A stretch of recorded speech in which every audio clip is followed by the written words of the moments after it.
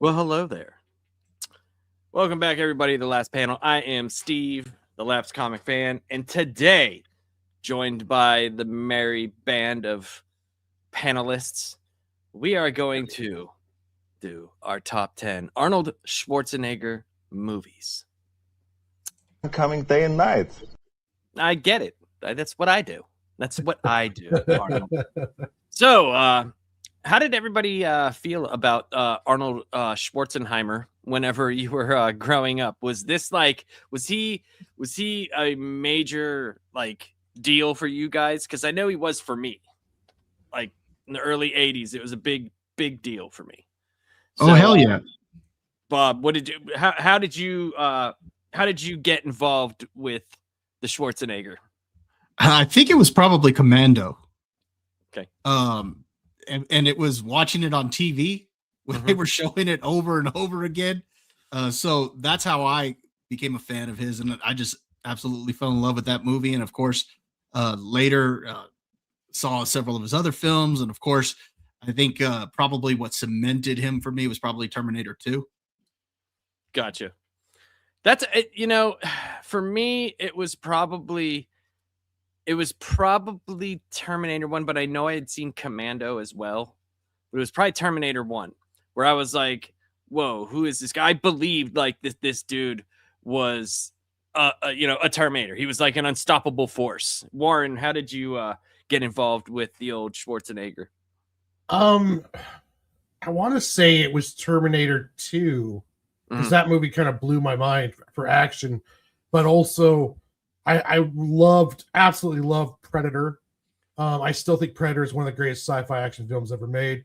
It is. Commando, it's great too. It was just, there's that whole run of movies. It's like Conan the Barbarian would come on TV, or you would have Terminator 2 or Predator, Commando. It's just like all of those ones where it's just like I was enamored with the guy. I mean, he was just it's bigger than life. Yep. Gray, same question. Yeah, I think Predator had to be the one. I know I saw that way too young. I happened to be at my grandparents' house, and they just happened to have it. And it's like, oh, hell yeah, I'm watching this thing. I think that's got to be my intro, but then it's like, who is this unstoppable force that has done the greatest handshake in cinematic history? You got to tell me. And then from there, man, it seemed like the dude couldn't miss. Granted, I was only watching his hits, but yeah, like Total Recall, then age-appropriate ones, Twins, Kindergarten Cop, Last Action Hero. It's just like, this dude cannot miss. And then cook it down now. I got acquainted with some of his other films, and it turns out he can. But man, does he have some hits. Right. Yeah, I think the one that for me put me over the top was True Lies, because it was like it had stuff that we know Arnold for, but also at the same time was very different too. We got to see some acting chops, I guess you could say, and it was, I don't know, it was a lot of fun. It was a lot of fun movie. So I love True Lies even today. It's so rewatchable. I mean, it's just a great movie. So let's just get into this, man. We're just gonna get right into this. So how we're gonna do it. We're gonna start at the bottom.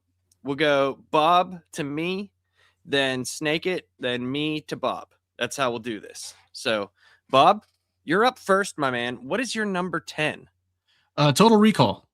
Total Recall. Nice. That's a good choice. And I need to point out that, like, literally I like all of my top 10, and just depending on what mood I'm in, they can move around. Because all of his top 10, or at least for me, and even those that I left out of the top 10, there are several that probably, just depending on the day, they could bump up in there. Because I've loved Arnold, and like Ray was saying, boy, he had some hits, and Total Recall was one of those for me. That's one I saw first on television, and I really enjoyed it. And going back and watching it years later, I guess I saw it for the first time in a long time. I think it was last year, and still, it's a lot of fun. Definitely a lot better than the remake.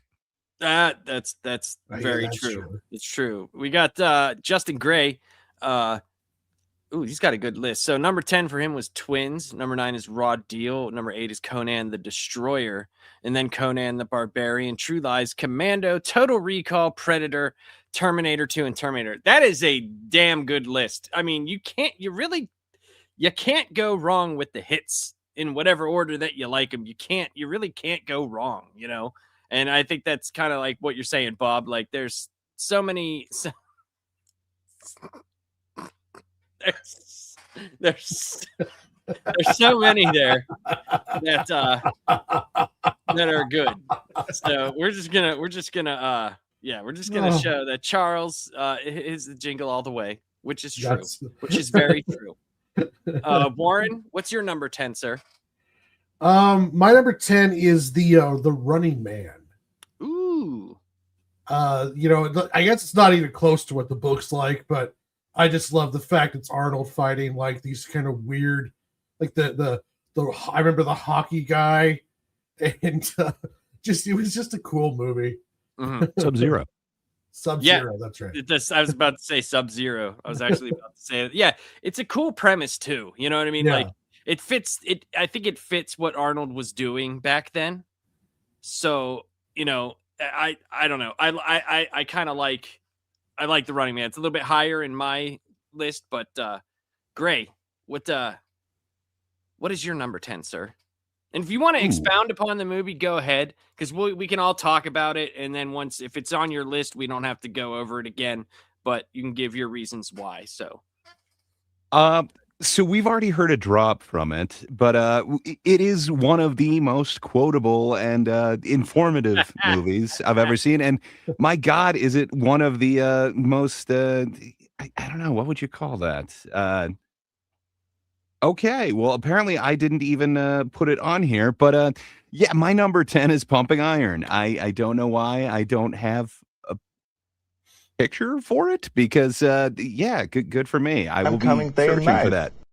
Well, yeah, it's one of the most compelling docs, and it is the most compelling doc on weightlifting. But man, it's just amazing. And the Lou Ferrigno as well on there. Apparently, everything is staged. It was kind of the beginning of yes. What do you want to call that? Reality TV. It was like it was almost like a live mockumentary, like doc mock like type of thing, because it was staged. They had a lot of things staged for it, because I think it was after one of the actual competitions. I can't remember if it was after the Olympia or like Mr. Universe or something like that.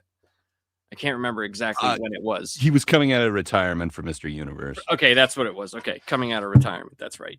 But yeah, like he can't. I mean, think about it. You come over here for a very specific thing, and you hit it like massively. You're like a global phenomenon. The fact that weightlifting and posing got you into Hollywood, basically, like that's pretty incredible that you didn't just become like what he could have stayed as, the Terminator. He broke through and actually did things. Yeah. And that's pretty amazing to me that he was able to do that. It wasn't something that they could duplicate, because they tried. They've tried a million times. They tried it with multiple people during that time period, multiple different kinds of bodybuilders, and there was something about him that was just hung with people, and he was able to turn this amazing career out of it. Yeah, he had the it, as people he did, say. And the charisma, and like when he would tell his stories about how he was willing to kind of cheat in these competitions, where he convinced one of the dudes what you need to be is edgy. So as you're posing, just scream as loud as you can. That is awesome, man. I would like to think that part's not fake, but yeah, I don't know. He just had this personality. I'd like to think if YouTube was around, he would have been a huge influencer. But yeah, this is kind of that first taste of it. Oh, he would have been huge. He would have been a huge. Oh yeah, influencer. easily. Oh, for sure. People would have wanted to know what his diet is. Everything. Yeah, everything. With his charisma too, because you have some pretty bland dudes who are pretty popular on there just because of their size. He would have just been killing it on YouTube. Yep. Agreed. So my number 10 is... What's your 10? Conan the Destroyer. You going Destroyer on this Destroyer one? For 10, yes. Yes. Right. What? Why? What? Well, I I could have mean, picked you know. anything, and you'd be like, "Oh, at least it wasn't Arnold Schwarzenegger presents Jackie Brown." Oh, that would have been the best, man. He would have killed it. Get to the top of Jackie. I like a Barbarian better. I thought it set. I personally like it better. I thought it set the mythos of Conan a little bit better, but Destroyer has its great parts. It has some really cool parts in it that I like, but it's also got some really out there parts that are. I love the rather warrior chick in interesting. it. Like, you know, she's like, "How do you get a man? I grab him and take him." And she's tall too. Yeah. She's also very tall. So, but yeah, I picked Conan the Destroyer. So my number 9 is Running Man.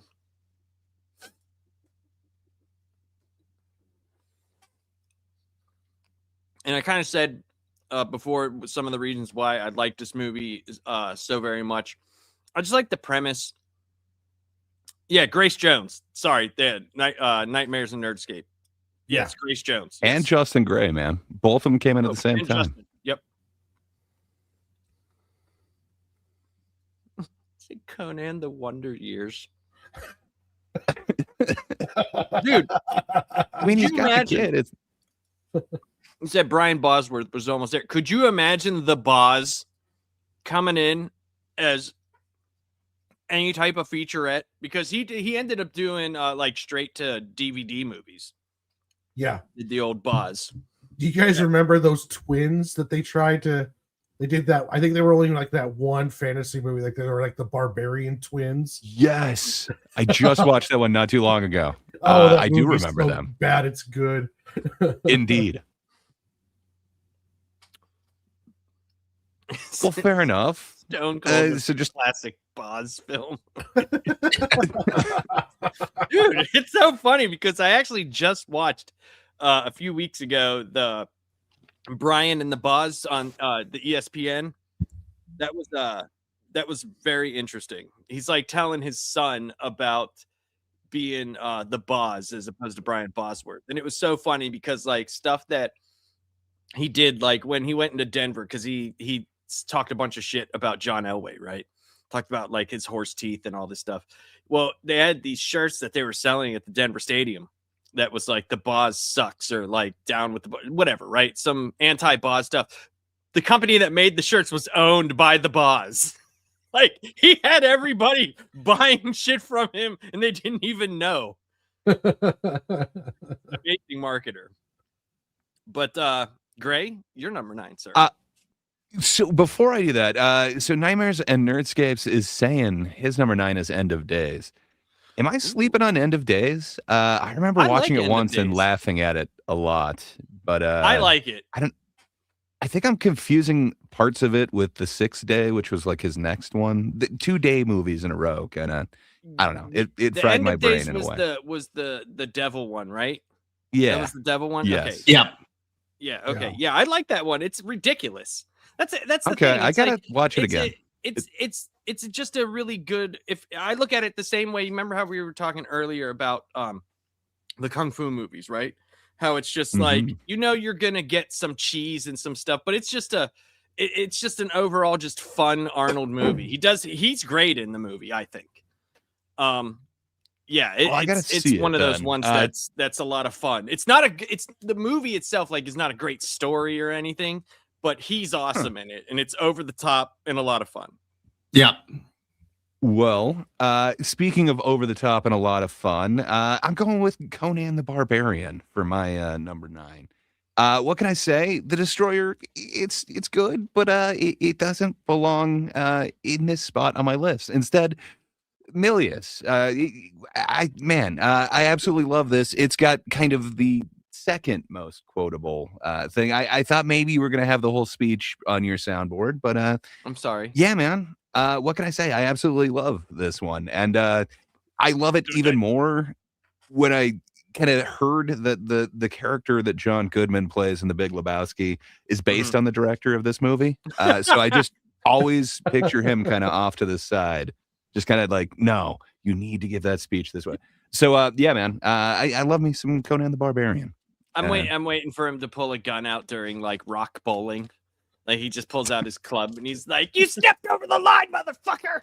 Like this is just a very bad day in the barbarian world. Warren, you're number 9, sir. My number 9 is Commando. Ooh, That movie is just perfect Arnold cheese. mm-hmm. The scene where he's carrying the big log in the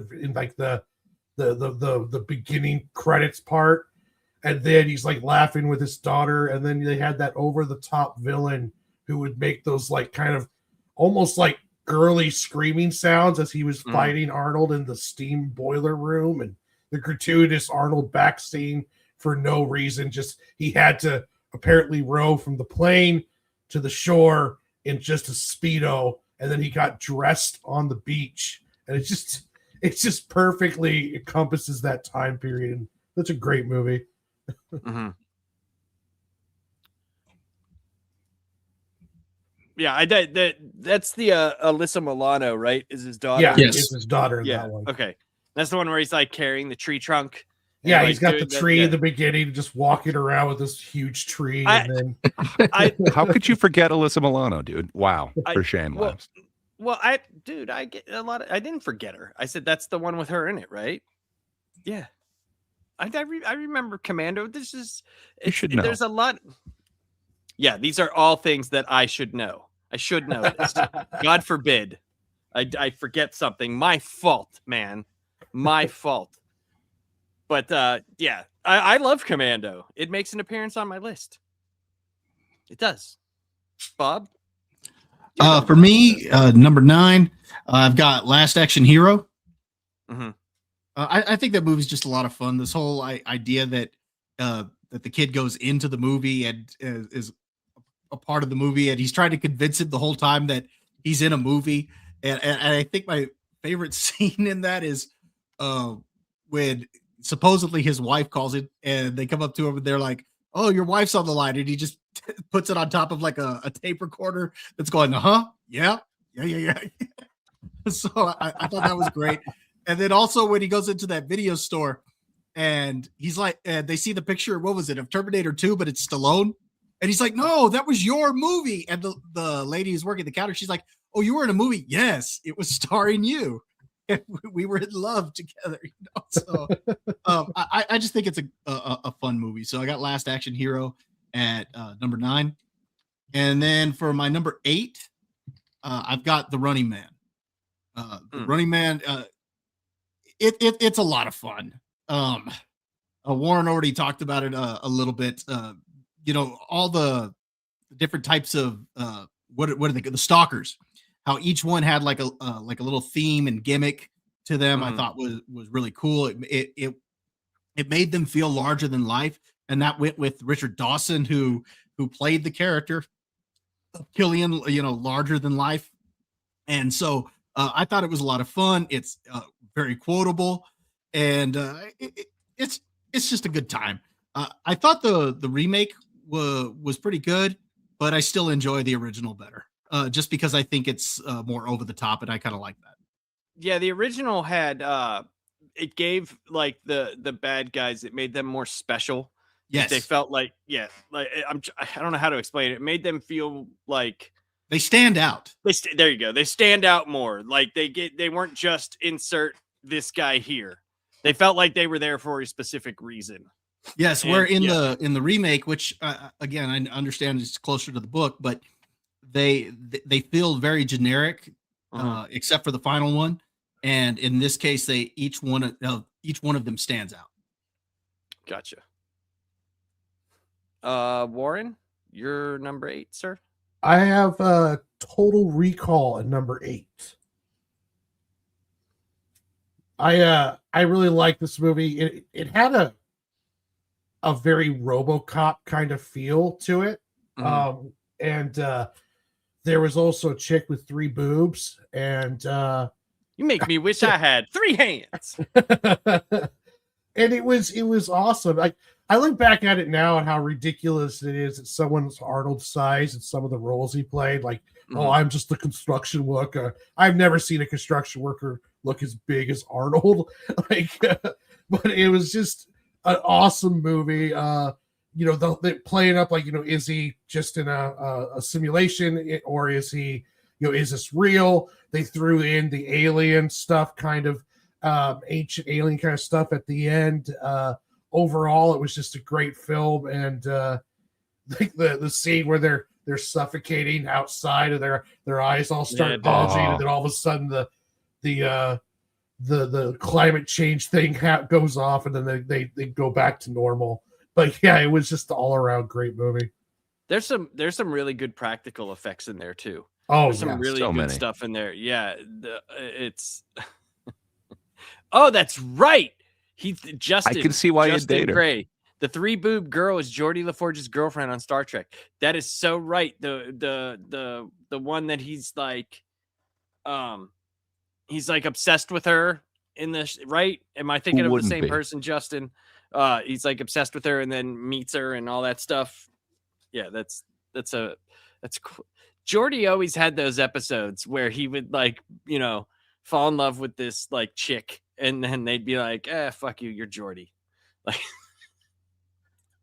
yes, spills the coffee on Picard. Right. Yep. So, Gray, sir, your number 8. My number 8. Yeah. So this one, it might seem low to you, and I say, nah. Yeah. So I've got the original Terminator. I absolutely love it. I think it's not the Terminator that I usually go to. So it's a little lower on my list, but man, it's an iconic performance. I just don't get a lot other than the I'll Be Back, where I think he's got some really iconic performances. So just for that reason, it's a little lower in my list, but come on, man. Kyle Reese, I have to, you know, give it credit. It's in my top 10. But yeah, I love me the original Terminator. I just love a few of his performances way better than that. Okay. What about you, Labs? What's your number 8, sir? My number 8 is Kindergarten Cop. I love this movie. I really do. I love it. I love the movie. There's just that this is probably one of his most quotable movies, just because of what it is. And it was like, you know, those times where like actors they do something completely different than what they normally do. Like, you remember, like Ice Cube was all like Boys in the Hood, and then he was like, you know, Baby's Day Out or whatever the frick. He was like the dad and everything. Like this, I still think he kept as soft as he was in this movie. He still kept an edge to him because of the subplot that was there, you know, and him having to find out the kid's, you know, dad that wanted to take him. What was his name? Was it Kimball, or was that his name? No, that was his name. Who was the guy? I can't He was remember Detective John Kimball. Right. Who was the bad guy's name? I can't remember his name. Oh, for some reason. You can help me out in the chat. Totally blanking. My stuff, it all runs together, and I'm sorry. I know it's not great for doing stuff like this, but my memory is not the best when it comes to movies and television. But Crisp. Yes, Crisp. There you go. So yeah, I just thought that the whole thing was great, and I mean, one of the best death scenes. Who wants to die next to a toilet? Nobody does. Nobody does. You know, and obviously, you know, the shut up, you know, like the whole, it's just him going crazy with all these children, and, you know, boys have a penis and girls have a vagina. Like, can't say that nowadays, can you? But, you know, there's so many good things in that movie. Put that cookie down now. He keeps a ferret in 2 grocery baskets. How dare he? I'm sorry, Gray, that they didn't the ferrets were not treated the way that they should have been. I'm sorry. But yeah, Kindergarten Cop is my number 8. My number 7 is Total Recall. And Total Recall to me was one of those movies where when I saw it in my teen years, I was kind of like, okay, this is a little bit weird for me, but the more I watched it, the later on, the older I got, the more I liked it. The more I liked the movie. And it's one of those ones where it's like it breaches a lot of sci-fi tropes, which I still think are still used today. Obviously managed a lot better. But the whole thing of like whether you're stuck in a simulation or if this is real life, it's really cool. It's just a really cool idea, you know, and playing around with that. And I think that sub-spawned things like the Matrix, you know, where they could do more things with it, stuff like that. And there's just, I don't know. I think it spawned a lot of things that came out of it that may have been better, but it was one of the first, you know, that was a big blockbuster style movie. You know, it was one of the first that tried to really like, you know, fuck with your brain. And I thought that was cool. So, Gray, number 7. Yeah. So my number 7, I enjoyed it, I guess, slightly more than you guys, but yeah, it's just The Running Man. I absolutely love this, and I think it's a slightly better Schwarzenegger performance than say the Terminator. You get all the catchphrases like I'm trying to remember, what does he tell him? Anyway, he kills Sub-Zero. He has one for that. Buzzsaw comes out. What does he say? Like a split or something when he chainsaws him. And then Dynamo. None of you guys mentioned Dynamo. Come on. The opera singing electric guy who has a weird metal car for some reason. Man, I absolutely love that movie. So yeah, for me, number 7 comes in Running Man with the most iconic Arnold one. Not only does he have the catchphrases, but he befriends Yaphet Kotto, and I believe it. Man, I absolutely love that movie. So yeah, The Running Man at number 7. It would have been better if it was Yakov Smirnoff. I disagree, man. Yaphet Kotto brings this certain gravitas to every role. I wish there was more. Yes. Yeah. Warren, you're number 7. My number 7 is Kindergarten Cop. You know, it's like a lot of all the reasons you said. Plus, like the film was filmed, I believe, in Astoria, which is like 45 minutes from where I live, and it was just kind of cool because it was really just the premise of putting him in a class full of kids, and it just kind of like the comedy wrote itself. It was really great all the way around. It was, you know, the action hero cop Schwarzenegger having to deal with all of these kids, and it was just a fun film all the way around. I liked it. Kindergarten Cop, can't go wrong with that. Nope. No, I just made my wife watch it for the first time. I think it was like last weekend or 2 weekends ago. What did you think? I was trying to get my so she absolutely loved it, but she swore up and down that she'd seen it, and then I tried a couple lines on her, and it's like, you've never seen this, like, you'd know what the hell I'm talking about. So yeah, she liked it. Watching it back with my weird new eyes now, being a what would you call that, hobbyist zookeeper. The ferret thing kept weirding me out, but other than that, man, I don't know how you got so many kids to act so naturally on screen, but man, the child actors were all awesome in there. I like that Gray is bothered by the ferrets that took up all of like 17 It was just one ferret, man. Well, I'm just and then saying. he was in the kid's shirt. It was scary, man. Maybe he likes being in the shirt, Gray. He's not a marsupial, man. It's a ferret. Right, exactly. All of the words that you just said make up a sentence, and I am abiding by.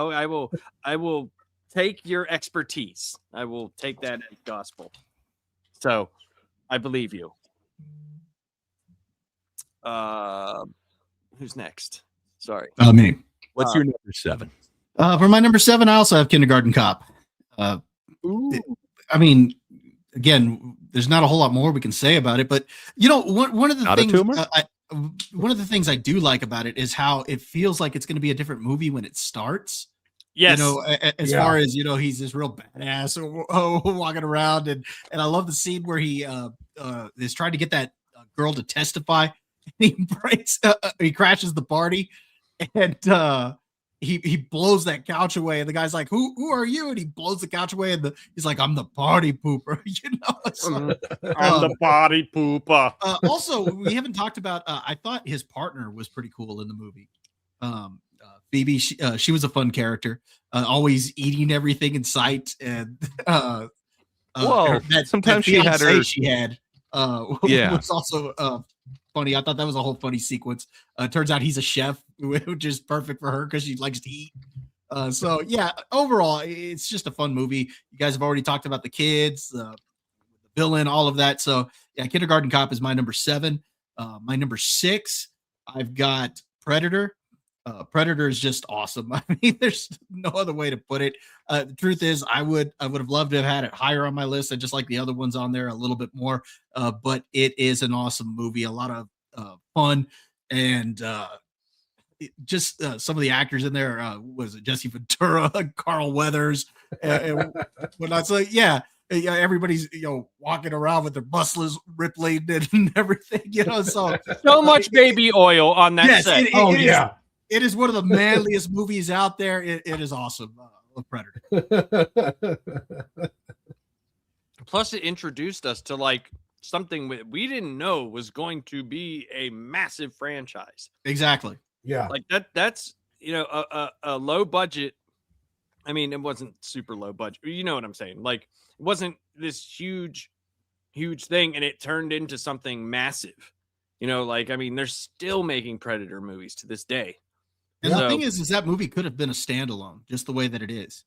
Mm-hmm. It's perfect as a standalone. But like you said, yeah, it spawned a whole franchise. Yes, sir. Warren, you're number 6. My number 6 is Twins. Oh, there you go. Yeah, I absolutely adore this movie. I mean, what can you say? It's just so well done. Danny DeVito, Schwarzenegger. Schwarzenegger playing kind of like the raised on an island, smart guy, kind of real naive. And then he just plays off DeVito so well. And just, I love this movie so much. Another one of his comedies. And it was just really well done. Just a great movie. DeVito, I mean, they did Junior also, but DeVito and Schwarzenegger, you wouldn't have thought, like, here's this duo that I want to see more of. Too bad that, like, I'm not a fan of Junior, okay? I'm just not. Yeah, but I just wish they would have done more with them in that realm, not PG movies. Like, do something a little bit more edgy and have fun with it. Because DeVito is so versatile. I mean, we've seen, like, when he joined It's Always Sunny in Philadelphia, I mean, I don't know if there's a better combination of Frank Reynolds and Charlie Kelly that I see on TV. I love those dudes together. They're fucking ridiculous. And you could say the same thing for Twins. It's one of those type of buddy movies that's like, what the fuck? I didn't know I liked this. I didn't know I needed this movie in my life. Right. Did you hear about the sequel that they were going to do? I can't remember if they were going to call it Triplets, but Eddie Murphy was supposed to be the third twin. Oh, really? It would have been amazing, man. I wish we would have had that. I think that could have been the trio we all needed. That would have been great. Yeah, that would have been awesome. For my number 6, so I think it is one of the most iconic Arnold performances. And it's so over the top, and it's supposed to be over the top. It is Arnold, like, literally cranked to 11. Last Action Hero, man. I absolutely love this movie. Maybe it's nostalgia. I saw it as a kid and just absolutely loved it. I wanted to experience that, like, going in the movie, but it has such a reverence for movies. At the same time, it's this ultra meta thing where it's the movie inside the movie, but it's the real world, and they're self-aware. And why wouldn't there be a dude in the closet? There's always a guy in the closet. Man, I love me some Last Action Hero, and one of the most iconic villains too. I absolutely love that movie. So, Last Action Hero. That comes in at my upper 10 list. What about you, Lapsed? What's your number 6? My number 6 is Commando. And so I'm watching Commando, right? And then I was doing a thing for one of the Power Ranger season. I think it was Time Force. And I was like, wait a minute. That's the Bennett is Rancic. They literally got the guy, the Bennett from Commando, to play the bad guy in a Power Ranger series. And I was like, wait a minute. That's Vernon Wells. I was like, holy shit. But one of the best death scenes ever for a bad guy. I mean, pipes going through you. I mean, come on. That's fantastic shit. You know, and I mean, there's just something about, like, I don't know, like defending your own or your property type deal, and making traps and doing stuff that I just love. You know, it's like adult Home Alone with Arnold Schwarzenegger. So gotta love it. And I mean, you could say that about Predator as well.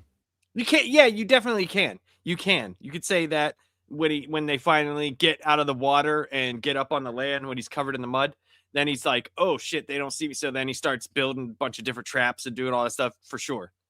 I think you're right. You're definitely right. My number 5 is Conan the Barbarian. And I know I'm probably, Okay. you know, on the low end. Maybe Warren might have it up there. But it's just, I don't know. This one I saw a lot. I saw this way more than Destroyer. And, you know, whenever I was young, this movie was huge. I mean, it was gigantic. My brother, you know, having an older brother influences you a lot. And he loved this movie, so I got to see it a lot. And the funniest thing was, back whenever I was a little kid, when we first moved from California to New Jersey, in my room, we didn't have a color TV. We had this small little yellow black and white TV with a VCR hooked up to it. It was really long. Like, the back of it was really long. So, like, a lot of the movies I didn't see in color until way later. And seeing this movie in color for the first time was a lot of fun. I was like, holy shit. Huh. Like, so I had to see a bunch of movies, and my regular Nintendo was in black and white for like a year. So yeah, this was a lot of, I don't know. I like Conan the Barbarian. It's something that me and my brother will actually watch and like get into, like a Discord room or something like that, or Skype, and we'll talk. So and have you make guys fun of it. answered the riddle of steel? No, we haven't. Oh, come on. Do you know the speech? Can you give us the speech? What? Okay. What, I'm destroy sorry. your enemies, see them driven before you, and let them hear the lamentations of their women? See, It's the secret of life. That's the one. I told you Warren would have it. It's my motto. That's what I grew up on. Indeed. You can tell by the fruit of his life that he lives by this motto. This is my everything. Like, I have it tattooed on my back. No. But yeah, it's one of the ones that we watch together, and it's kind of fun. It's fun to laugh at and have fun, you know. I've been turning this wheel for a very long time. We add our own like dialogue to it, and it's kind of fun. He needed some because he only had like 12 lines in that movie. So. I know, right? He needed a bunch. I wonder if I'm giving this horse hemorrhoids. It's got like, a how bad did he get back buff? problem. They just made him turn a grain wheel for like 30 years. For like He got really 27 years. At least it makes more sense than the construction worker who's that ripped. Well, yeah, I mean, it makes sense for a barbarian to be that size. So that works out. Like, but that was kind of the thing. Like, we don't do that in Hollywood anymore. When we just take normal people and give them enough testosterone to give them six pack. We don't have the huge dudes playing normal roles as they used to be. That's great. Gray, you're number 5. Yeah. Sir.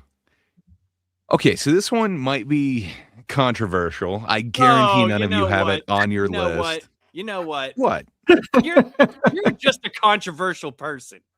Well, I guarantee none of you have it on We're just your gonna list. say but everything that you have is controversial. We're just gonna. We'll see, man. Okay. So it's an amazing director. He's made some other iconic things, but man, when I think of for some reason him, this is the one that just comes to mind for me. It essentially rewrote.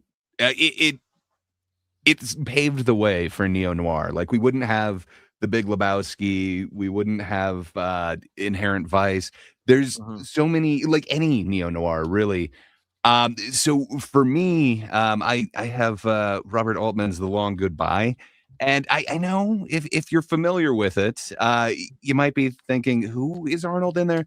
But there's this very pivotal scene where Elliot Gould is being made to strip in front of this really kind of crazy and over the top dude. He's making everyone in the room strip, and Arnold just happens to be one of the thugs, and he just goes down to his, if I remember correctly, mustard colored underwear, and it's really weird, but it always stuck with me. Wait, time out. Are we Yes, getting sir.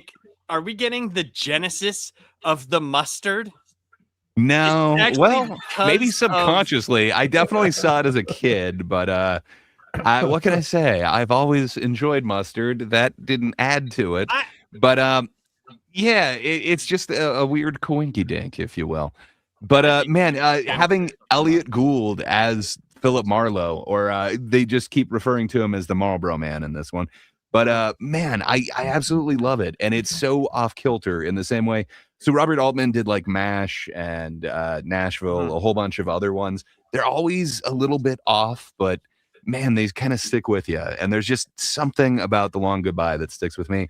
And I really don't think that scene would have worked without this very intimidating kind of bodyguard who's just silent, just standing there. And Schwarzenegger was even unbilled in it. It is currently on like Letterboxd and his IMDb, but it comes up as uncredited. So basically, man, he's in there for a mustard underwear scene, and it's an Arnold movie to you.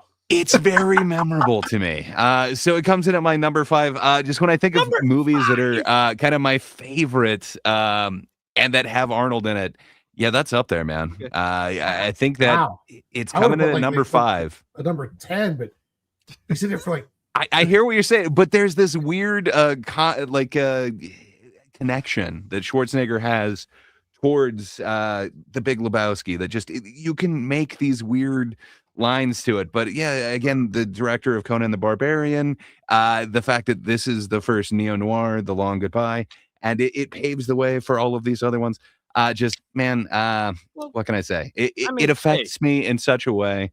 I absolutely love it, and it is so weird to see that Elliot Gould is like 3 inches taller than Arnold, and he just looks so small in this one, yet still ripped. Just you can see that they very much take advantage of apple crates and angles in future Arnold movies. They definitely do. That's true. So I mean, that's fair enough because we got the genesis of the mustard. So I mean, I can I'm okay with that. Hey, I had fallen in love with mustard long before that, man. It's the only thing that adorns a hot dog, and you better believe that I had enjoyed a hot dog before watching The Long Goodbye. I believe you have enjoyed a hot dog before you. Indeed. Well, technically, the underwear Long Goodbyes.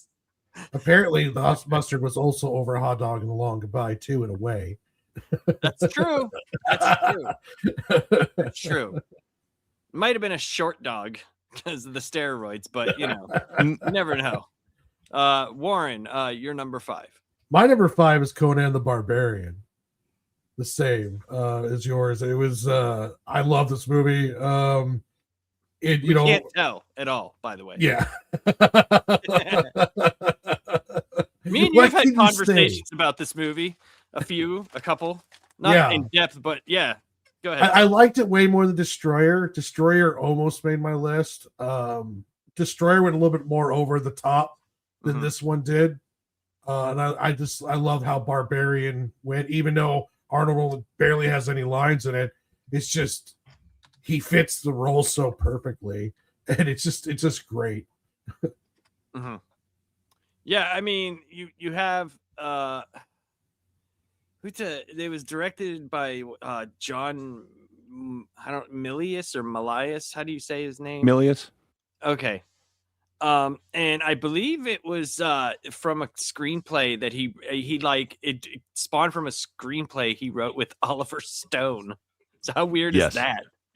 That's weird, right? Again, think of it as Walter Sobchak. It Okay, is the yeah, dude from The no, Big Lebowski, who's Yo, you're right. the You're right. guy directing this. Just love it. You're right. And we get James Earl Jones, like with how do you not like long-haired James Earl Jones? You mean Snake Snake Earl was Jones Snake. in this one? Oh, sorry. The snake charmer, James Earl Jones. Yeah, he turns into a snake. It's pretty cool. He was trying out for Moses, the blaxploitation film, and he decided, no, I'll go with Conan the Barbarian. Better lighting. So, but yeah, I love that movie. It's great, man. But Charles, thanks for joining us. We Hi. see your list got turned in. Jingle all the way, all 10. I mean, I did not think you were a jingle man. I just assumed. Yeah, it's just every time I watch it, that's what I ranked. Jingle all the way 10 times. If you have a list, whenever we do Bob's here, we could get your 5 Yeah. or 10 through 5. Yeah, We'll get your that sounds 10 through good. 5. Okay. Bob, what's your number 5, sir? My number 5 is The Long Goodbye. Oh, No, I'm just teasing. oh. Yeah, I will. I got to give you. No, I'm just teasing on that one. Gray, I got to give you credit on that one though. Finding that obscure movie with Arnold in it, because So good though. I'm always enamored with you, man. The way you can come up with that, I'm impressed. For me, my number 5 though is going to be Twins. I just think Danny DeVito and Arnold are hilarious in that movie. The scene when he shows up at the jail to bail him out, and he's like, "Oh, we're twins." Oh, thought I was looking in a mirror. Mirror. You Yeah. know? So- Yeah. I thought I was looking in a mirror. and I love it because he's like, "Well, we're not identical twins." No, really. I always thought like it reminded me of the twins from the One Crazy Summer, the Stork twins, when he's like, "Yeah, we're nocturnal." Like, okay. But it's a blast. And a you great guys movie. were already talking about triplets earlier. That would have been funny had they actually done it. Oh, it would have been. It would just been so off kiltered. It would have been so weird. Eddie Murphy. I think with the those two. scene though that's my favorite in the movie is when they go to the place where they were created, Mhm. and that one Doc is telling him about how the whole process went, and he tells him, "Oh well, that we were trying to create the world's superhuman or whatever," and Danny DeVito's like, "Oh well, you didn't just get one, you got 2. Way to go, Mom!" And he's like, "Well, Yeah. not really. All the strength and purity went into Julius. All the leftover crap is what you see in the Yeah. mirror." He said all that leftover crap, and he got. And he's like, wait, I'm the crap? Yeah, and he felt. So I feel like I got shortchanged. Like, oh Jesus Christ! There's so many good lines in that movie. Yeah, So many good it's lines. hilarious. Yeah. Do you want to go ahead and go to Charles, or you want me to give my number? No, we'll go to 4 also? Charles, and then we'll go back to you after he does his number Okay. 5. Charles, what's Hi. your 10 through 5? Sorry, guys, I did a sleeping. No, it's completely How understandable. dare you? 5 hour. It's 2:30 out there. 226, So, okay, but close enough. 226. Yeah, number 10. Let me preface this because you're probably going to gasp at some of these. Throughout my childhood, I live with a single mom, so I didn't have that father figure. So a lot of action movies just weren't playing in my house. So most of the stuff from the 80s and 90s, just I had to sneak out and watch. So my experience with Schwarzenegger as a kid is probably way different than yours. Like the stuff that I ended up seeing is stuff like Twins, Kindergarten Cop, because that's the stuff my mom would watch. And They're awesome. unironically, she enjoys Jack and Jill. I don't know how the hell we're related, but that just lets you know where we're coming from there. Well, a little bit of the same. I was allowed to watch these movies until we moved to West Virginia, and then all of a sudden I was not allowed to. Like, no, you can't watch when they went all crazy Christian. I couldn't watch certain things. you did watch, but then you couldn't Oh watch? Is yeah. it- Oh yeah. Yeah. Because we didn't move to like the crazy Christian world till I was like 12. And yeah, so like whenever I was younger, like we had it was a black and white small TV. Me and my brother shared a room. We had a VCR in there. We were allowed to rent movies and stuff. There was a Blockbuster that was in the shopping mall area, and we would rent movies all the time, and they didn't care. And then all of a sudden, we weren't allowed to watch certain things unless it was like we watched it as a family, and my dad had to watch it first. And there was the something came up, turn your head, like thing. Yeah, and I'm just like, all right, whatever. But yeah, it was very weird. But go ahead, you're 10 through 5. Sorry. Yeah, my experience is a little different. I look for different things with Schwarzenegger, especially growing up with his popularity. Number 10 for me is a change of pace. I kind of enjoyed him in this role. It's Maggie, vampire, excuse me, zombie daughter film. Do you even have that on your list, Gray? I do. Ooh, you got to use it. So yeah, it's I don't know. I think I enjoyed the fact that it's Schwarzenegger in this dramatic kind of role, this like miserable experience where his daughter's a zombie. Spoiler. Number 9 for me is Twins. It's something I did watch as a kid and has a place with me.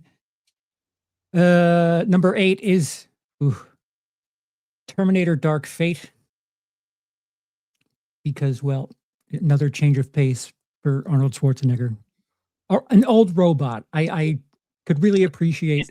Is that the newest one he was in? I think so. Yeah, I think that it's the was the last one by the original Deadpool director, Yes. and it yeah. introduced the female chick who had the robotic like underskin, Mhm. and then the Hispanic guy that played Ghost Rider in the Shield series played the Terminator, and yeah. Yeah, Warren's giving my answer for me. I think I've only seen the first or the T1 or Terminator 1 and 2, and then I saw the third one that had the girl Terminator, right? Yeah. That big truck chase scene that Rise was of like the awesome. It Machines? was like one of the only awesome scenes in that movie. That whole chase scene was amazing. But Yeah. I don't think I've seen like Genesis or Dark Fate. You might be better off because I feel like Genesis like really ruined things, and this came out shortly after Genesis. And I remember I was thinking based on like trailers and shit when it came out, I was like, ugh, can you just let it die? And I think that like shadow from Genesis being so Was off-putting and Genesis weird. the one with the dragon queen chick Yes. from Game of Yes. Thrones? What was the Yes. one with Christian Bale that didn't even have Uh, Arnold in it? Yeah, what was that one called? What was that one called? Was it Dark? No. No. Dark Fate. Oh my God. Yeah, I'm is it? blanking on it, but I It had the guy remember from the Salvation, Avatar in it. Salvation. It was Terminator Salvation. Salvation. Thank you. You're right. Yes, You're yes. right. You're right. And Arnold kind of appears, but it's like deep fake or whatnot. Right. They used his body. They used the actor, I believe, that played him in a movie, and his bio movie, and then they CG'd his face over top of it. And I it was believe for you that mean fight scene. Biopsy movie. Oh yeah, biopsy Right. movie. But yeah, I think if Genesis didn't exist, people would put this in higher regard. I don't know, That makes but sense. I might it- watch it just because of that, because I haven't seen Genesis or Salvation. So you could skip Genesis. Honestly, you could skip Genesis. It's one of those things where. One more time. Oh no, go ahead. No, I don't think I was having a processed thought. Go ahead. What were you saying? Oh, the only criticism I have of that movie is that it's essentially kind of like what Force Awakens is. They took the Terminator 2 script and changed some names and added some characters. Yeah, like it is almost beat for beat like Terminator 2, except it's not as good as Terminator 2. Yeah, and it does the casting things that last Rise of Skywalker does, where it's like, ugh, all right, here's people that you know from the past because we have to have. I mean, Edward Furlong is in this movie technically Edward Furlong is in this movie. Yeah. So it's Sarah Connor's back as like the badass grandma.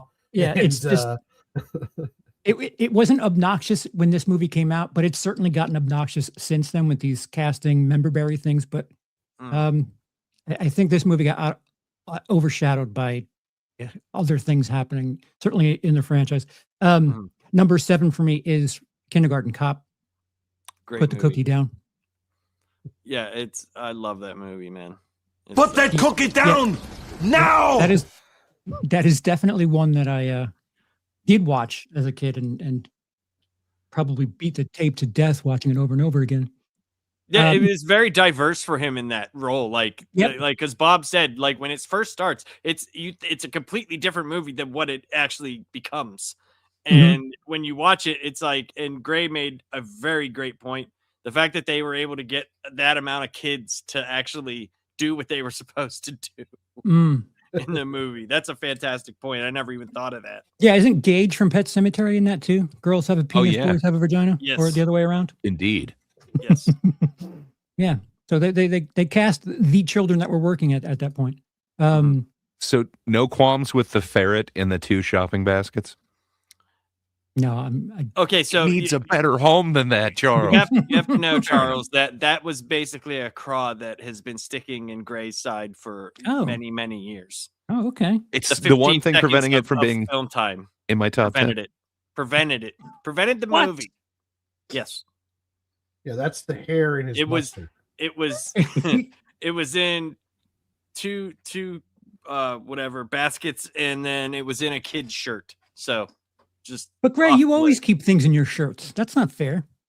But It's they're not a marsupial. marsupials. Yeah, I've Oh. got 2 Yeah. marsupials in my shirt right now, but that's beside the point. It is not a ferret, sir. What if And then the he ferret also keeps the likes ferret being in his there? car. But what if He it went likes to work being the first day. He was midway through class when he has a breakdown and is like, "Wah!" And then he goes outside and grabs his ferret that he just left locked in his car and brought it What in. if he has like a how fully dare functional him? home He- in his glove box? He There could had be, it like- in a backpack. It was a duffel bag. It scared his partner. He What if didn't it- even let Fraggle her Rock know. is in there. You don't know. Dude, the inside of a car is like a mansion for a ferret. What are you talking about? I'm just- just saying. It's not Andre the he- Giant man, living in a car. It's a ferret. It's a tiny little shit. It's mean, even better than a I cat. know it's the would be in a Pacific car. Northwest, but you can't just put an animal in a locked vehicle, sir. Fair enough. I just didn't process any of that when it was happening. Little 5-year-old me was like, yeah. oh, cool, a ferret. Not, oh my God, where are they keeping that thing? This is a violation of my everything. Number 6 for me is The Terminator, which essentially is a slasher movie without the slasher elements. It's a stalk and kill movie, only from a big scary dude who's actually a robot. And I don't know, it's like a prototypical slasher movie, but they don't do, him running around stabbing people. It's the same but different. And I kind of dug it.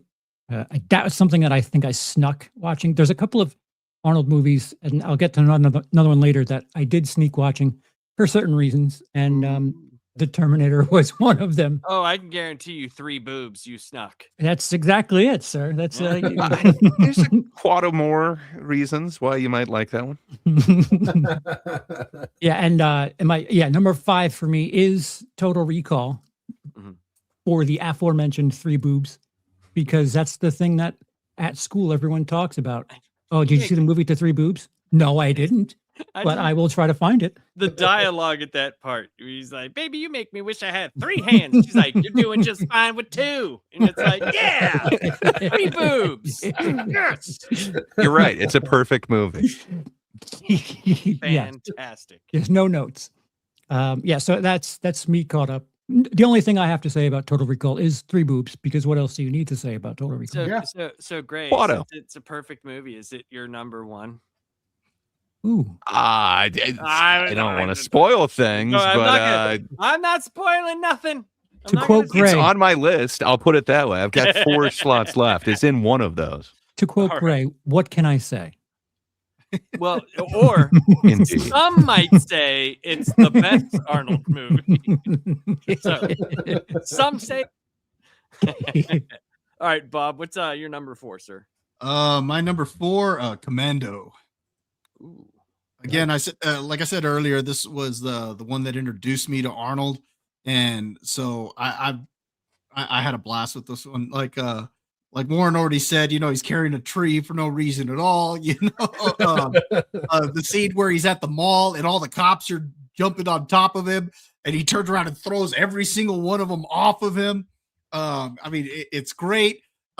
Just the some of the lines in the movie, the way they treat what's the name of the girl or the lady in the movie? I can't remember her name. But she asks him to follow the one guy, and he thinks or he's trying to hit on her, and she's like, "Oh, I'm not interested." And just out of nowhere, you have no. It's like just out of nowhere. I mean, it's just random stuff. I mean, it's the typical 80s movie. And then during the whole firefight, Arnold's blowing everybody away. Of course, they can't hit him at all. I think he gets shot once, maybe twice, but just nicked. And yeah, you'd already talked about the death scene at the end, where he's like let off some steam, Bennett. I mean, it's great. I love Commando. Power Rangers Bennett, gotta love him. Where are we at? Warren. My number 4 is the Terminator, the first one.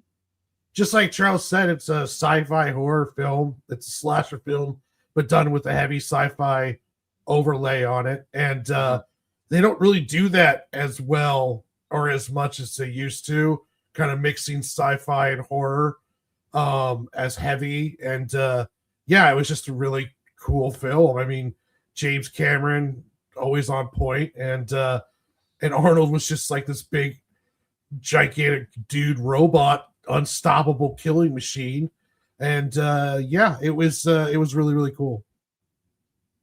Yeah, Terminator is I don't know, and you notice how he looks so different in the first Terminator than like every other movie. He still looked, I don't know if it was because of the way it was filmed or whatever, he still looked very young. Like even in T2, he looked way, way older, like many, many years older. That's the way time works. Yes, I understand that. Plus, certain compounds age you. That's what I'm saying. Like, perhaps there was a trade-off somewhere. Huh. The steroids, I remember that scene where he's like fixing his eye. I think it was, they use like the claymation kind of head. It was just really good job with the special effects and everything on that movie. Yes. Too bad we're only getting another 15 Avatar movies, because it'd be great to see James Cameron do something like that again sometime soon. But 9 more Avatars. Fine. Thank you. Yeah, he's got to finish the story.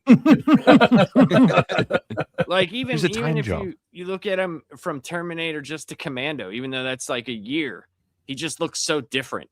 I don't know. It's just, to me, he does. So, all right, Gray, your number 4.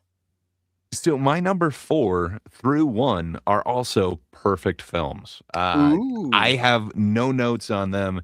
They are just amazing. So it's hard to say which one goes exactly where. As of today, this is the order that I put the 4 in. But yeah, True Lies, man.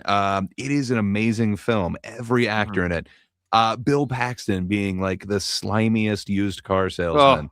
Just absolutely nails it in his role. Every part about it. Just, man, I absolutely love this, including the bathroom fight, the horse on a roof. Like, of course we need a horse on a roof jumping into a pool. Who doesn't want to see Arnold do that? Yeah, I absolutely love me some True Lies. And yeah, I can't remember. Plus his name, dude. My name is Harry Tasker. Like, sure it is, dude. Sure it is. True. I forgot about his name. But yeah, man, Tom Arnold is like the least annoying that he's ever been in his Albert Gibson portrayal. Yeah. And then, man, Tia Carrera, isn't it? I love me some Tia Carrera. Charlton Heston. Yes. Charlton Heston plays Spencer Trilby. And we've got a young Eliza Dushku as the daughter. Yeah, man, I really dig that movie. I think James Cameron should have branched out a little more like he did with this one. I'm glad that they haven't turned this one into a franchise, but man, it is a damn near perfect, if not perfect film. For me, I absolutely love this one. Art Malik too. He's there. He's in the movie. I'll believe you. He is. My number 4 is Terminator 2. I love this movie, and Judgment Day. Judgment Day. The nuclear Holocaust scene was just Every time I'm at a chain link fence, that's all I can you think do it. about. I do it too. I do it too. Every time. Every time. I'm like, no. People are looking at me like, what the fuck is wrong with that guy? Oh, they know what you're doing. They probably do. And the Guns N' Roses video, you know, with your bitch slapper rapping in your cocaine tongue. Oh, right. You could be mine. Yeah. You could be mine. Mine. Yeah. When they were still very relevant, you know. And they were relevant for like a minute. Oh, it dude. It felt like they were a big deal, but they were only really a big deal for what, 2 albums? You know what's crazy though? Like they still do stadium shows. Sure. There's still a band that does stadium shows off of like really like 2 albums. There's a guy who remixed the Chinese Democracy album and did it in the same style. Like he redid all the instruments. He did it in the same like progression as Appetite for Destruction. And dude, it's so much better. It is look it up on YouTube. It's really fun to listen to. It's actually really the good. Craziest story behind that album. Just there's so many amazing musicians who are on it and then just taken off of it. It's crazy. Just the fact you had Buckethead playing guitar on there. Like what? Like just Brian Mantilla on drums, and then you're like, no, we're kicking you off. You're like, wait, what? Axl Rose looks kind of like Sam Kinison now. Dude, that picture of Axl Rose and fucking why can't I think of his name? Why can't I think? Oh god damn it! Ellen DeGeneres, the wrestler, Mickey Rourke. Mickey Rourke. Those two yeah. together, where their faces together, and the freaking thing is like my lesbian aunts are antiquing. Dude, it's one of the funniest pictures. It's one of the funniest pictures, man. Like it's just great. But yeah, everything around Terminator 2, like it was one of the first movies that my dad, he had a friend who worked at this place. It was called Sun Television, like Sun TV and Electronics, and he brought over a Laserdisc player. Ooh. And we watched it on Laserdisc. Ooh. Yeah. Like it was cool. Like you had to flip it over and stuff. It was huge. The Laserdisc was huge. It was like the size of a record. Yeah, right. Like a record. Like a record. But it was cool, like because the quality was a lot better compared to like a VHS and stuff like that. It was really neat to see. And there were little special the warmth features of a on it. VHS, man. There is, but it was just something new that I had never seen before, you know, so it was kind of cool. And there was like little mini special features on there. There was this special feature where Cameron was talking about how they did the bike coming off of the, you know, how they did that whole scene, and the driver that was driving the truck is so funny. He had on in the truck when he was driving, he had on some like hilarious like old ragtime music playing, and he was like, gets me pumped up, and it was the music was so fun. It's nothing you would ever expect to hear, but it was cool, man. Like it was really neat to see that. I'd never seen anything like that, like precursor to DVDs. It was really neat. But yeah, the only Laserdisc I got to see was Phenomenon. What's his name? John Travolta movie? John Travolta. Travolta, yeah. And man, it was like, oh wow, I could watch behind the scenes. I'm not going to. No, but it was still cool, right? Terminator 2 would have been awesome. Yeah, Mm-hmm. it was cool. It was like a movie theater in the house. But yeah, Terminator 2, that would have been much better. Wait, I'm sorry. Gray, what's at number 5 for you? It's The Long Goodbye. You're not familiar with Robert Altman's The Long Goodbye? Wait, it's amazing. Charles. It spawned neo-noirs. I did say this is going to be my most controversial take. Perhaps you missed the warning, but it's great, man. There's an uncredited scene with Arnold who's very pivotal, and it's very intimidating, the fact that he gets naked down to mustard-colored trunks. It's weird. Mustard colored underwear, Charles. Yeah. Oh, okay. So It's very so it's very pivotal. special to you. I see. He's in it less than like he's in the rundown. I almost put the rundown in my top 10. I was like, I can't count that because Arnold just kind of shakes the Rock's hand. You can. It's like a 10-minute scene that he's in, and he doesn't say a line. He's essentially a featured extra, but man, so it's not even that, but like the bad guy in it is so creepy. Like he was willing to like slice up the face of like his girlfriend. He doesn't believe Elliot Gould, so he's telling him like strip down. Everybody in the room strip down, and it is this intimidating thing where you're forced to strip down while staring eye to eye with Arnold Schwarzenegger. It was burned into my soul, if you will. Do you consider I Last love Action that one. Hero on your Sylvester Stallone list because he's I do. on that? It's not my top 10, but it's on the list. It's a great cameo.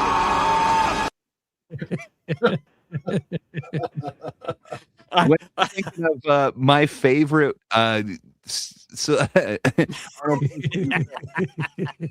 that one's up there, man. It gave birth to all neo-noirs. You would not have The Big Lebowski. You would not have Inherent Vice. You wouldn't have any neo-noir without that one. It's a reimagining. They were calling him essentially Rip Van Marlowe. Like they wanted it to be Philip Marlowe from the 50s, just transported into the 70s with the weird free love neighbors. We also I love the wouldn't have movie. Gray is a jar of mustard. Maybe. I loved mustard long before that, but it definitely cemented it in. It was like, ooh. Huh. That's a good cementing spot, though. Like, seriously, if you think about it, I mean, how often it's a great movie that Arnold? If you haven't seen it, skivvies that are actually mustard colored. I mean, that's pretty like for what you are as a jar of mustard. That has to represent your people very well. I'm just saying, it's a really intimidating performance where he doesn't even need lines. You might say something like Conan the Barbarian. He doesn't need lines, but he has a couple. A very great speech. Oh, dude, they were definitely I don't know, man. doing lines during both those movies. Oh yeah, I was practicing their script every day. Reading lines together. Is that what you're talking about? Charles, you were mocking my number 5. What's your number 4, sir? Number 4 is True Lies. See, I forgot who it had to be. You, Greg, because you were talking about Bill Paxton. I enjoy that movie quite a bit, and I can't tell you how many times I laughed through Bill Paxton in the car scene before I realized that in that segment there he says "ass like a 10-year-old boy," and just could not catch my breath. I was laughing at like titties that make you beg for buttermilk, and I was laughing and wheezing over that I never heard "ass like a 10-year-old boy." That when I finally heard that line, it was another. I needed to pause the movie because of Bill Paxton, just a gem in that movie. Like everything you mentioned, it's a great time. I kind of wish we had at least one more movie like this from James Cameron, but you know, since we need to make the entire franchise of Avatar for the 2000s, I guess we'll have that instead. But it's such a great note. Something else that came out around this time is still on this list for me. I feel like Schwarzenegger was evolving. I guess this is what, 93, 94, 95, 94, around then? I think. 94. Yeah. He 94. was starting to like be able to not like make fun of himself, but realize that this shit isn't so serious, and was able to kind of capitalize that, and was able to laugh at himself or laugh at the situations that he's in movies.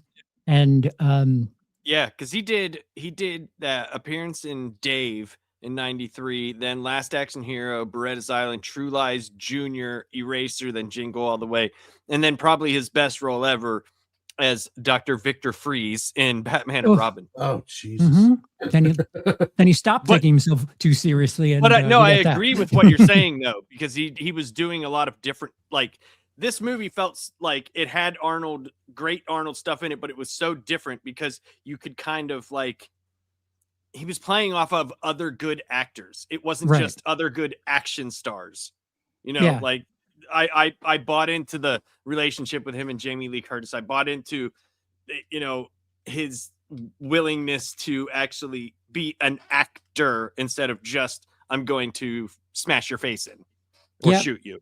And as a kid, I have to say, we've seen Jamie Lee nude in film before, but she is not sexier than she is in that True Lies dance sequence. Oh yeah, and isn't naked. Isn't naked, but naked. super sexy. It's So hot. Thanks, my 10-year-old self. Thanks you very much for that. Whoever I crafted see you that brought scene. up 10-year-old again for the second time in the review of this. What 10-year-old boy? Ask like a 10-year-old boy. No, I'm just waiting for YouTube to catch it.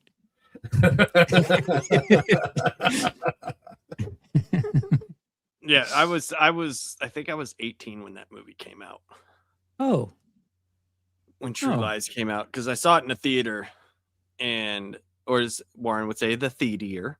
I saw it there, and yeah, me and my brother went to see that one. That was a lot of fun. But Charles, what's your number 3? Because we're doing Snake. okay. So the other end of that is Last Action Hero. I had trouble. I actually had True Lies higher than that Last Action Hero for a bit, but I just recently rewatched Last Action Hero, and I think if that movie gets released 10 years later, it has a bigger appreciation. I feel like I said, Schwarzenegger was ready to pivot and start like being in on the joke, and Last Action Hero is definitely like the moment of that. And I think the rest of the action film genre, the community there, was still taking themselves very seriously. And this movie is to that as like Scary Movie is to Scream. I think the meta nature in it really, really works well. We recently just lost Tom Noonan, rest in peace. He's the dude with the guy kidnaps his son in that movie. Just a really razor sharp portrayal of action movies, while also being a bit in on the joke, being a bit meta, being a bit humorous. And again, it's one of my favorite Sylvester Stallone movies is Last Action Hero. one of my favorite Sylvester Stallone movies. One of my favorite Jean-Claude Van Damme movies. Last Action Hero. Yeah, I mean they're in those movies. It's also got like this reverence for movies. Man, everything about Last Action Hero is just amazing. You compared it to Scary Movie. It's nowhere on par with that because like Scary Movie wasn't actually making it scary. They were actually doing the action things in it and pulling it off. Just man, there's never going to be anything like Last Action Hero. I wish it got more acclaim than it did. Awesome. They had some sort of reverence for film because the opening was like this is the kid that would like sneak out of school to go to the theater and shit. Like I have a soft spot in my heart for that for obvious reasons. But it's not like they were trying to make fun. It felt like they were trying to I don't know, pay tribute while roasting. Roasting is rhymes with toast. It's meant to be a bit of a tribute.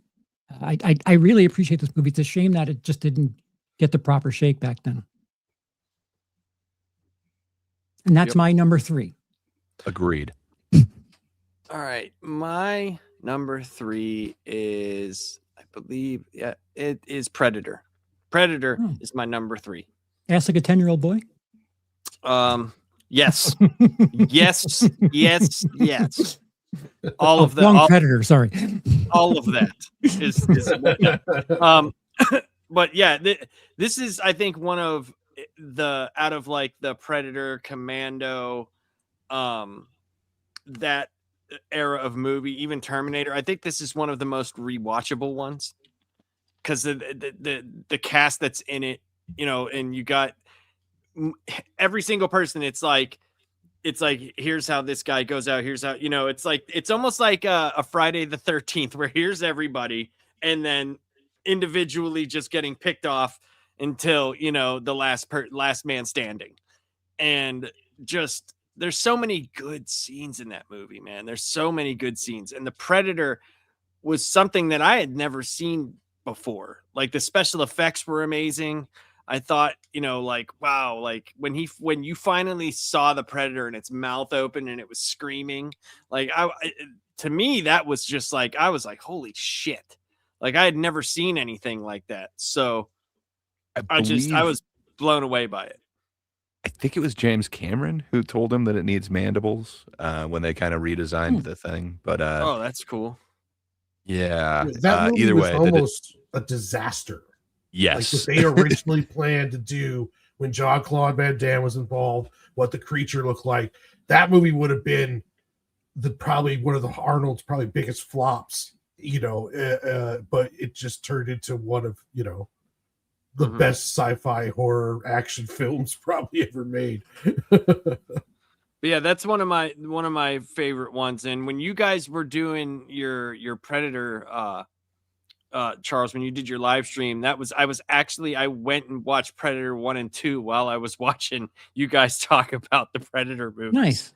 So that was a lot of fun for me. I just did that recently. So it's one of my most rewatchable Arnold movies. Mhm. And I like it a lot. But Warren, what is your number 3, sir? My number 3 is True Lies.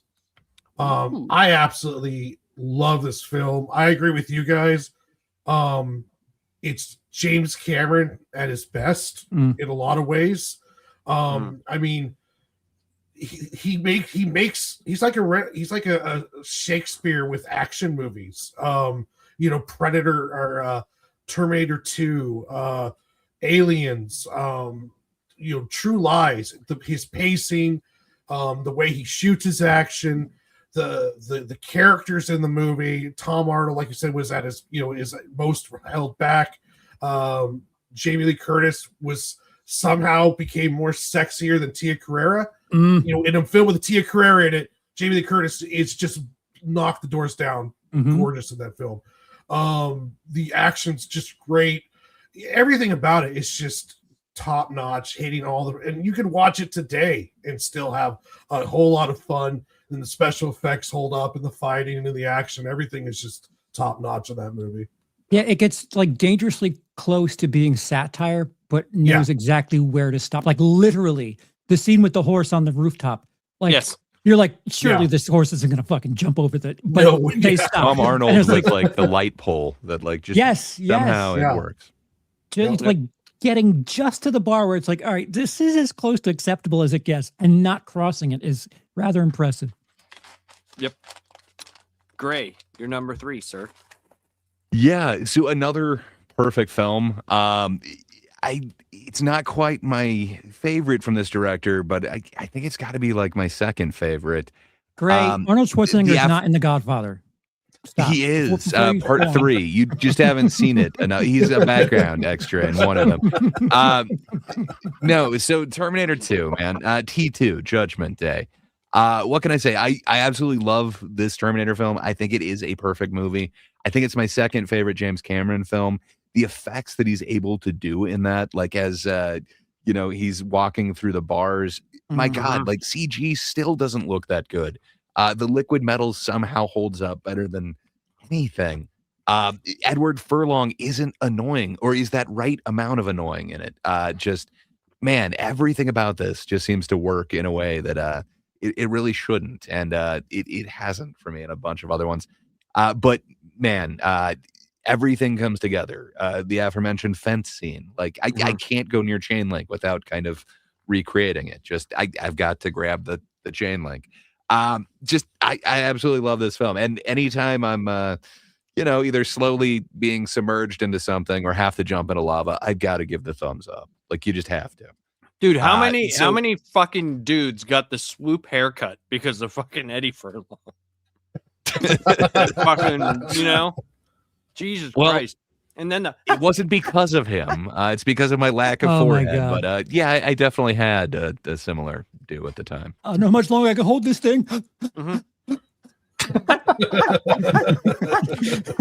Come on, but you got Vasquez playing the stepmother, whatever. Oh man, I absolutely love that film. T2, man, it's way up there for me. Yeah, man. Robert Patrick made him intimidating. Anything that can do that, like, hey. And think of how many parodies there are of just that running scene alone. Dude, so many. I love it. So many. Bob, your number 3, sir.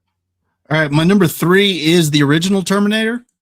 Mm. I think it's a great film. What's the name of the actor who plays the Kyle Reese? Michael Biehn, is that his name? Yep, Michael Biehn. Yeah, The one and only. I don't think he gets enough credit It's- for this movie. Everybody always focuses in on Arnold's performance, and rightfully so. But I think Michael Biehn was pretty good in this as well. Lyndall Hamilton was great, and it's a definite contrast from when you see her later in the second film. In this, and you see the arc that she goes on just in this film alone, where she's a damsel in distress, and then by the end, she's able to just actually defeat the Terminator herself. Right. Yeah, I love the original Terminator. It's a great movie. And then for my number 2, I've got Terminator 2. I kind of agree with Gray. This is one that's practically a perfect movie. This is a case in which there's a sequel that's actually better than the first film. And most people would agree with that. Not everybody, I'm sure, but most people do consider it a better film. I kind of wish that the first time I had seen it, I didn't know that he was going to be a good Terminator, because that had already leaked way earlier. In fact, if I remember correctly, didn't the third trailer they acknowledge that he was a good guy? Yeah, the third trailer had "Get Down." Yeah, it had that in there. Yes, and they should have left that out. Now, I actually recently showed the first 2 Terminator films to my youngest son, and he never saw the trailers or anything. So when he saw the second film, it did catch him off guard that Arnold was the hero at that time. Well, because he didn't. That scene where Furlong's on the ground and he does the get down thing, like you're about to think like, oh shit. Yeah, there's another right. There's Yeah, another one, and it's him, and you're like, what the fuck? They gave no indication at all that T-1000 was even evil or anything along those lines until that hallway scene. And the same thing happened with my nephew, because I showed him both in a row, and he was kind of shocked by that twist because he had no idea that there, and it was kind of the genius of James Cameron. I feel bad that they spoiled it with one of the trailers, because that would have been amazing in the theater to not know that Arnold was going to be the good guy in the second one. And you would naturally think that he was the villain because of the way the first film went. And then the second one, you have, Arnold still, granted, he's a little bit smaller. The way it's shot in that first 20 minutes too. Yeah. But Arnold's, still a big hulking character at this point. And you've got a much smaller individual with Robert Patrick coming along. And you would naturally think that he's a human being at this point. It would never even occur to you that he was a Terminator, and not only a Terminator, but more advanced. The way he was personable, and like it made you trusting of it until you realized, and you're like, oh shit. Like the scene at the house where he had the long blade, and he's like with the phone. What's wrong with Wolfie? Yeah, Wolfie's just fine. Yeah, there you go. Like, dude, there were so many good scenes. Like, and it's just, yeah, man, that movie is amazing. I love that. Movie. I think it's in the director's cut when he goes outside, Robert Patrick, after that, and he kills the dog, and then he looks at the dog collar and sees that the name was different on the collar, and realizes that that's awesome. Why'd they leave that in? Yeah, it's in the director's cut. They actually also have a scene where the sequence where she's patching Arnold up in that garage that they're in, and she's saying, "Oh, well, all these detailed files make you an efficient killer and all this stuff." Well, anyway, there's a sequence where when she asks him, or not when she asked him, but when John asks him about learning to be more human. And in the theatrical cut, he just says, "Oh, well, the more I'm around humans, the more I learn." But in the director's cut, he actually talks about needing to reset the CPU, and that'll allow him to learn more. And so you actually have a sequence where they take the CPU out, and he freezes after they take the CPU out, and you see Sarah Connor about to smash the chip, and John is like, no, don't do it. We need him. And she's like, no, it's it, John. It's an it. and it's a great sequence because he convinces her to put the chip back in, and when he finally comes back to, he's like, "Oh, was there a problem?" And whatnot. So yeah, it's a cool sequence. If you get a chance, check out the director's cut. They even have a Michael Biehn cameo in it. Huh. That's Oh, awesome. hell yeah. It's funny because yeah, I've never seen it. Terminator 2 Yeah, been released. it's got like an extra 16 minutes back in the film or something like that. That's awesome. Terminator Oh, 2 yeah. on DVD and Blu-ray have been re-released and re-released and re-released like once every 4 months. There's like 50 versions of it since it came out on DVD that I kept rebuying it, and there's probably some that I never watched, and now I'm realizing I definitely didn't watch that version. That's kind of frustrating. Oh, and somebody put it in the chat right there that there's more scenes with Miles Dyson, and yeah, those are in there as well. Yeah, that's amazing, man. Because the whole like Sarah Connor, like just having to face him, you know, after the first movie, you're just like she does it so well because it's like she doesn't want that fucking thing around. She doesn't care what it's doing. And that's why that scene is so cool, because you see her about ready to smash it, and she's like, "We don't need it. We can do that better on our own." So yeah, it's definitely worth seeing if you guys get a chance. Yeah, I'm definitely gonna have to take a look at that. Yeah, I need to do that now. Warren, you're number 2. It's Terminator 2. Aside from maybe, like, I agree with Gray. Like, it's a perfect movie. I would probably put Aliens above it if I was doing like a James Cameron list, but it's very close. And I mean, what can I say about the film that you guys haven't already said? It's awesome just, female protagonists in both. Well, and it's James Cameron. There you go. He's a master at doing these sequels. Like, he did the same thing with Sarah Connor as he did with Ripley. He takes them and they grow, and the experiences of the first film where she's just a scared waitress to being this badass warrior in the second one.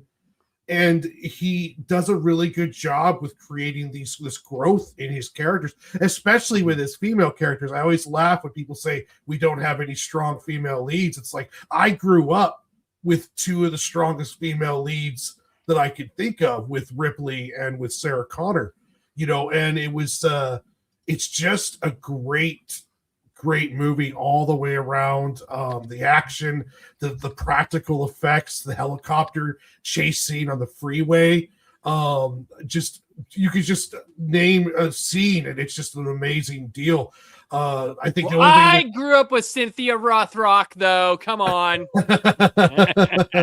I know, like, the original ending was supposed to be Sarah Connor in the park without the explosion, but then they did that with test audiences and they didn't like the happy ending, so they went to the whole driving down, like, the shot of the dark freeway road and her talking about who knows what's going to happen in the future. I mean, but yeah, it's just, what else can you say about it? It's a damn near perfect movie. Gray, you're number 2, sir. Well, it is also a damn near perfect movie. I would, in fact, say a perfect movie, because I've already said that. I've said that these last 4 are perfect movies. I will stand by what I said, damn it. But yeah, for me, there's not many films that kind of live up to this. Like, there's a score that tells a story, and it tells an amazing, triumphant story, but it starts so small, and just this theme keeps repeating, and then slowly you get more instrumentation as more things are going on, until, man, it just becomes this amazing thing. And yeah, what can I say? It's Predator. It is not only this amazing story that's happening kind of on the surface level, but man, the entire score is giving you a different level. That's a different story, kind of the same story, but man, it just happens to be working on so many levels. And then it's also this journey into masculinity. And man, there's so many extra things that are just kind of put into suggestion in this, or a way that it's kind of talking about certain issues. But man, does it happen to just knock it out of the park. And it shouldn't. None of this should work. It originally was as Warren was saying, it had Jean-Claude Van Damme in this weird orange kind of praying mantis costume that totally wouldn't work, that for some reason made him look even tinier and ridiculous. But somehow this lightning in a bottle thing just worked, where they got Shane Black on set and he becomes one of the members of the crew. But the rumors are that was so that he'd be on set to do rewrites. And man, it kind of works. It's this send up on masculinity. It's this send up on action movie tropes. Man, it's just amazing. And then as Labs kind of pointed out, it's also kind of grown up Home Alone. It's great. I just love everything about this movie. It's one of the most iconic villains, and then it has a moral code, though. To me, that's just amazing. You generally don't get this many layers in an action film. I could watch this anytime, and as I've said, it's got cinema's greatest handshake ever. Just man, I miss me some Carl Weathers, but I was always hoping for another team up. But yeah, I absolutely love Predator.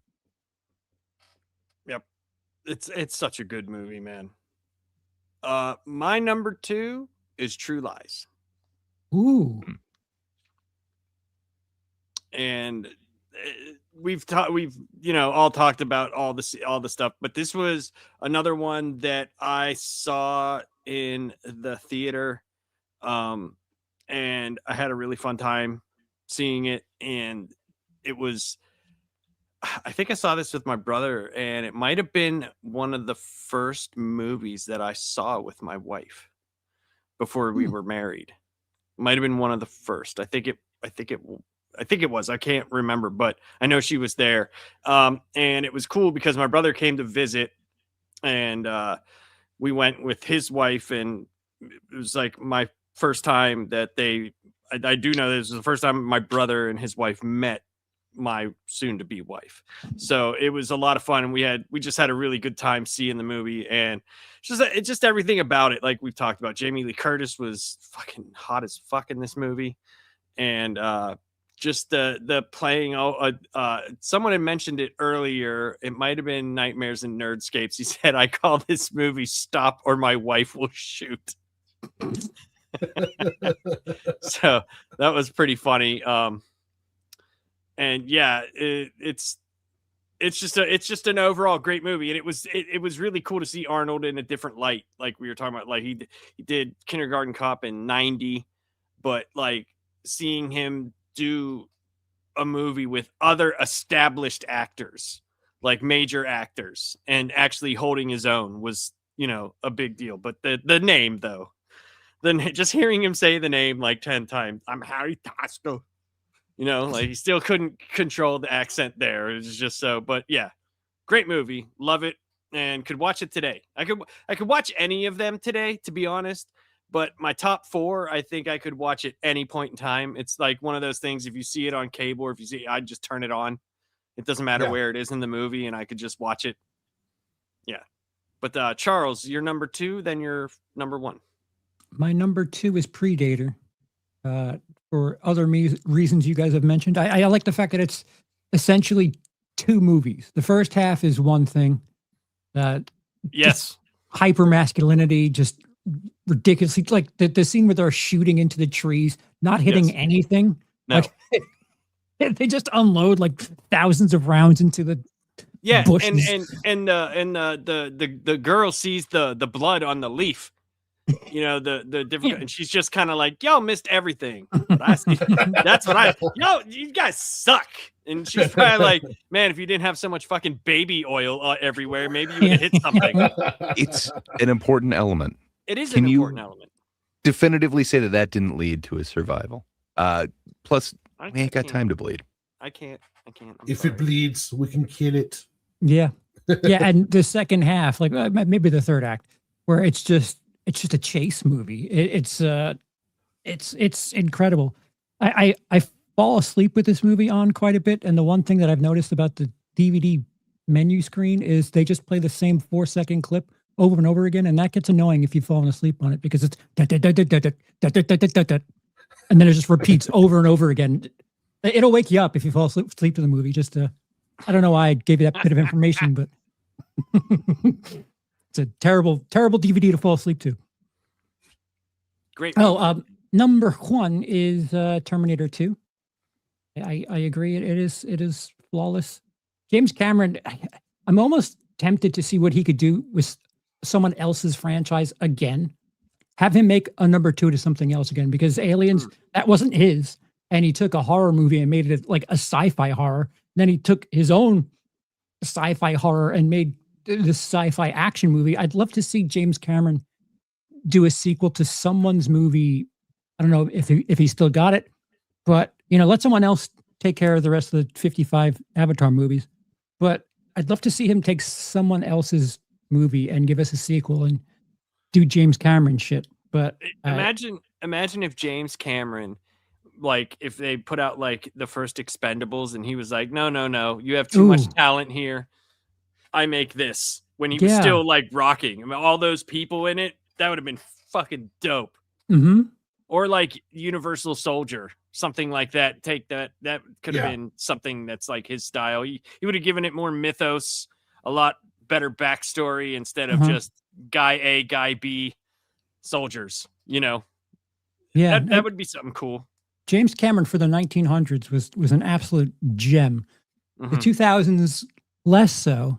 I feel like we could still get at least one more. Come on, James. Yeah. Quit your pet project already. I was reading somewhere he was talking about doing a historical picture about the bombing of Hiroshima and Nagasaki, but I'm not 100% before he does the next Avatar movie. I'm not 100% on that one. Because it's kind of a prequel to that. I don't know if it's going to be like the answer to Oppenheimer or what the deal is. I did hear about, I heard about that, but I don't know. He was still up in the air about the next Avatar film based upon what this one did. Was it 4? But I think 4 made like 1.5 billion dollars. So I'm pretty sure we're going to get a 5. So dude, we're going to get James Cameron inside of a computer making Avatar movies. Okay. It's going to be a head in a jar. Yeah, dude. He's like Futurama, dude. He's going to be next to Nixon. He's like, my phlebitis. Yeah. Arnold will have a robot body.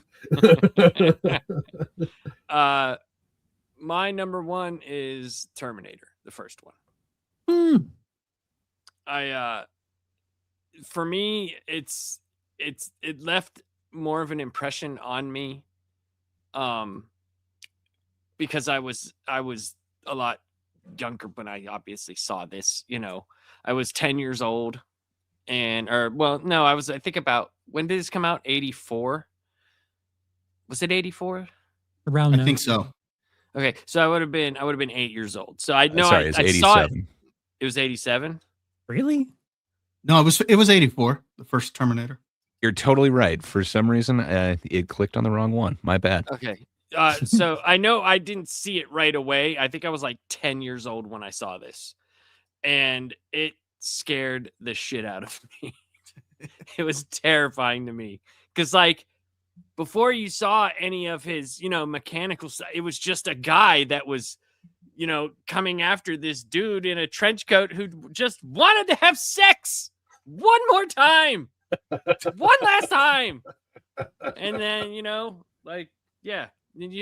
also the whole invention of Skynet and there being like this thing from the future and where it starts, the genesis of everything. I always like that type of storyline, like we have to go back in time to correct something. Something is messed up, some event that's going to happen that seems so insignificant is actually going to start this whole giant, apocalyptic type war. And I always like that type of stuff. But like Terminator 1, I thought he was awesome in it.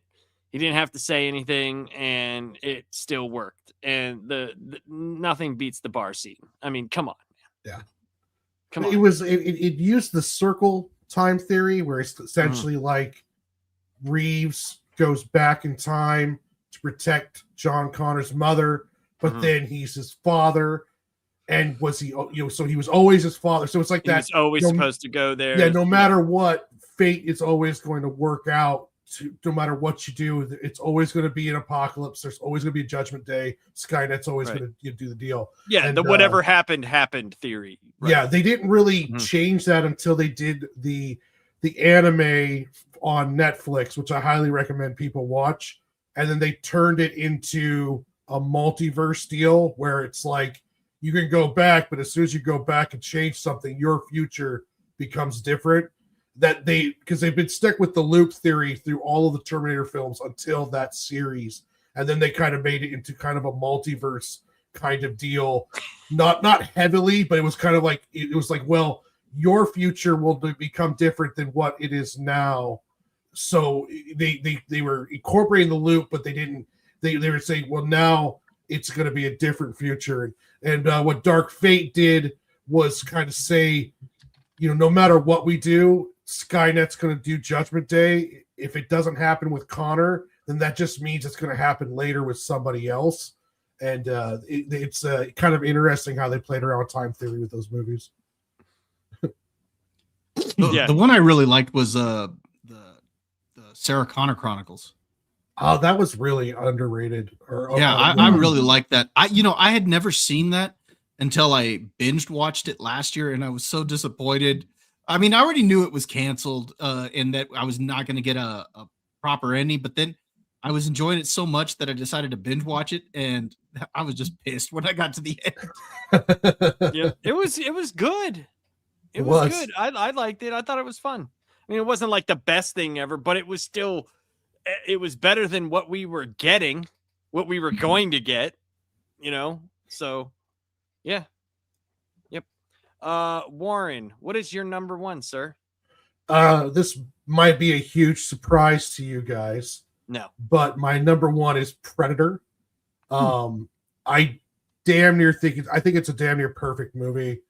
Definitely for just like the way that they filmed it, where you establish how badass your heroes are in the first half of the movie up until the point where they take out the rebel village, and then the Predator comes in, and we don't even get a full shot of the Predator, I believe, until Arnold is covered in mud after falling down the waterfall. Yeah, and then that's the first time you get a full shot of the Predator. So they spend the whole first half of the movie showing us how badass these guys are, and it's kind of like that what John Wick did with the story, where it's like we see John Wick get beat up, and then the guy tells the story, and all of a sudden we just know how badass John Wick is. With Predator, it's kind of like, okay, these commandos they just took out a whole village of these rebel guys by themselves. These guys are badass. All of them have this special talents. And then the Predator just dog walks all of them, even Arnold, to the point where he has to do that, find out about the mud, and then he makes the bows, and he does the whole fucking stretch scene and making the bow thing, and then does the huge primal yell after he's got to get him in between the logs and do the whole like little ravine thingamajig that he does. And it was just great. Outsmarted.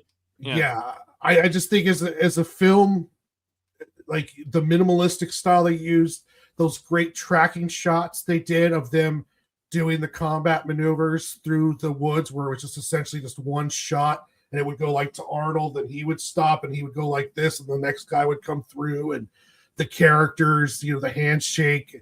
To me, I can watch this movie anytime. And for a film that didn't spend its time explaining what the Predator was, how it works, any of that stuff, it was very minimalistic, but it had a huge impact. And it birthed this whole entire franchise out of this film that was, from what it sounds like, cobbled together at the end, which could have been a complete disaster. Instead, it turned into one of like the icon sci-fi films of creating a creature that even today people are still trying to make a good film with. Another reason. Sorry, Warren. It's another reason that people shouldn't really stress out if something's getting reshoots, because sometimes it's for the better. Like for sure. It seems like on the internet, it's like, reshoots, it's doomed. Is it? Maybe it sucks and they're fixing it. And Predator is one of those cases. Yep. No, you're Yeah, and again, 100%. John McTiernan. The aforementioned Last Action Hero, same director, same dude who did Die Hard with a Vengeance. He had a string of really amazing ones. Mm-hmm. Die Hard with a Vengeance. You got you. I mean that gave us a brand new look on sandwich boards. You know, just Yep. you know, Forgot about that. Yep. Definitely changed MSK's life. it did. Jesus It did Christ. change MSK's life. He's too familiar with that scene. But yeah, you're right, man. Predator, dude. Like the scene right whenever they release the brake on the truck. From there, it's like controlled chaos. Yeah. Almost like, and it's done so well. And the fact that like most of the stuff we see from the Predator is just the Predator's vision, and we get a couple of the cloak outlines, so we know it's something, but we don't know what it is until we see it. And the look on Arnold's face whenever he sees what it is for the first time, and he's like, "Holy shit, what in the fuck is this?" And that's I don't know, man. There's just something about that whole movie that is just amazing. But Gray, you're number one. Arnold Schwarzenegger as Jackie Brown. Also a perfect movie. Not quite as perfect as Jackie Brown, but I've got Total Recall there. So, okay, well, apparently it didn't copy it, but let's try that one more time.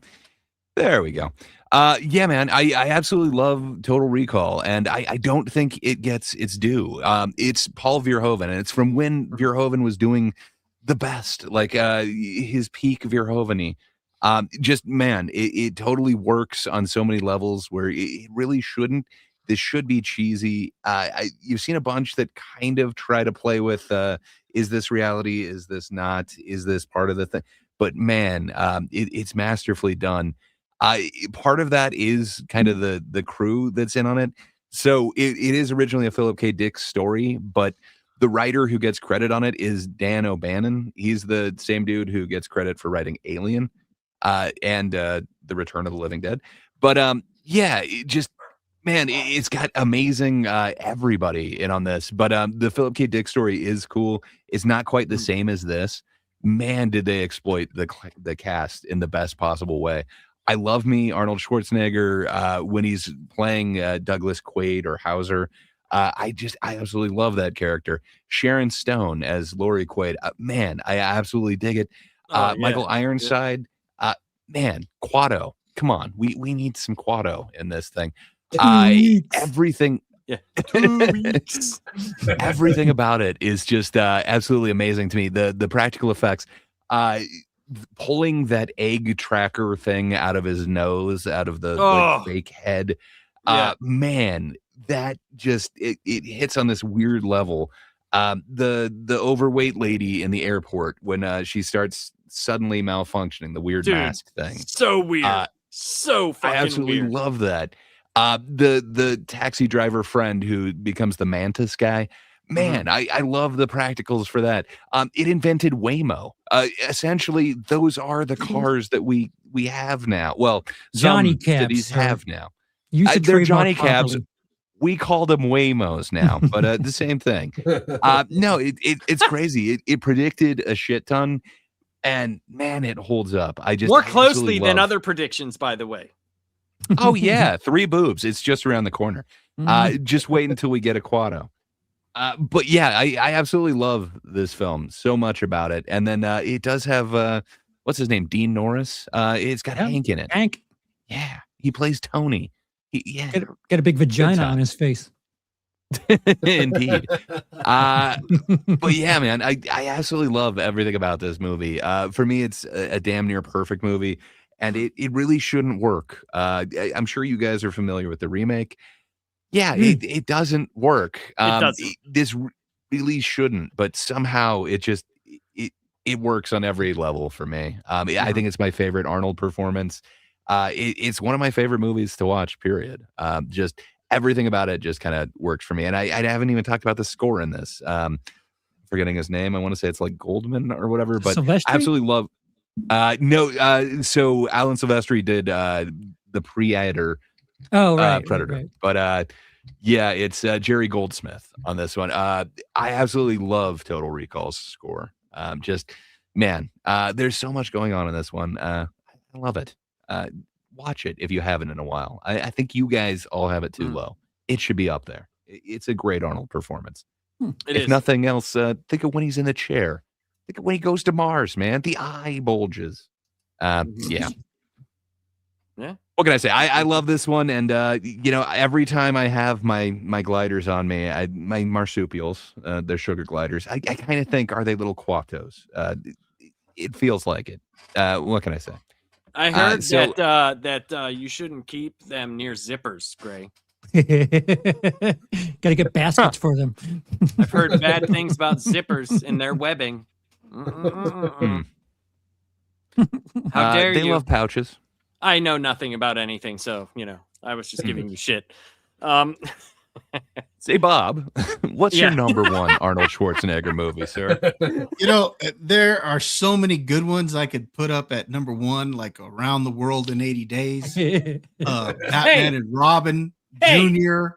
Hey, these are all fantastic movies, near perfect movies.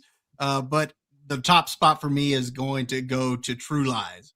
I love this movie. I actually think Terminator 2 might be a better movie, but I just enjoy True Lies more. Yeah. I guess Maybe it's because of Jamie Lee Curtis. Of course it is. Of course it is. But she's fantastic in this. Tom Arnold is fantastic in this. The scene, what's his name? Will Paxton, where he's playing the sleazy used car salesman trying to seduce Jamie Lee Curtis.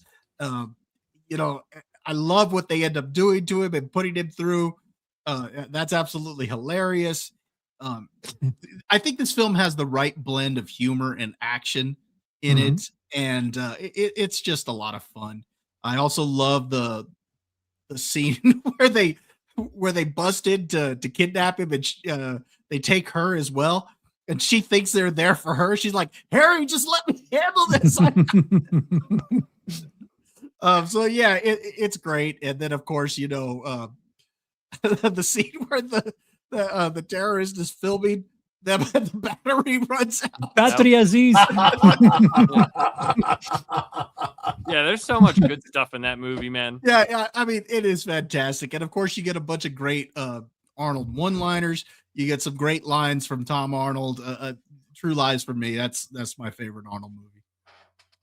Well, I mean, that's these are the cool thing about Arnold Schwarzenegger is like the lists, they're going to have a lot of the same movies, obviously, but where you put them is very interesting because you see what type of Arnold you really like, where mine, I kind of like the action, the big time action movies where it's over the top and everything's like that. But you also get movies like Twins, like and Kindergarten Cop. And as Gray has there with the mustard underwear scene movie at number 5. I mean, and Pumping Iron, like you still like that's still one of those things where it's like Pumping Iron was watched by. I mean, I've seen it, and you could tell by me how much weight I lift. I believe it's exactly 189 pounds out of a chair. So. Yeah, I mean, he's done so many iconic roles, and at least we could say this: they're a lot of fun. The movies are fun, and that's what movies, these blockbuster movies should be. Is fun. We started taking the fun out of movies. A lot of that summer feel of going to the drive-in or going to a movie with friends is really left. It's like where do we have those movies anymore? And we just don't really have that anymore. And it's an era that is probably gone at this point until, all things come back. It's all circular.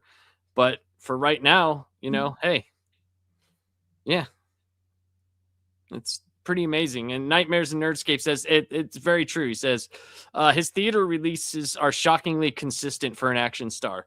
For a while there, they were very consistent and they were fun.